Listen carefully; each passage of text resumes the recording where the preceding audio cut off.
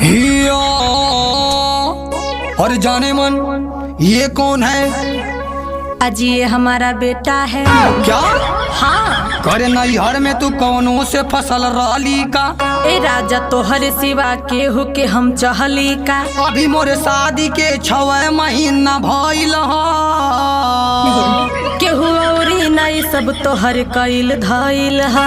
कौनो बात त हमसे जो छुपावत हई के तोह से कहले है चला अबे पूछावत हई। जवन त कइले हई सब उ हमके पहता लगत ह हमके तोर खराब भइल माथा। 6 महीना में लइका कहाँ से आ जाई? तोहरे शक बीमारी लगत ह ना जाई। तू हमके झूठ बोल के दूसरे के मौका दिहली। तोहर कसम ये राजा तोहके ना धोखा देहली।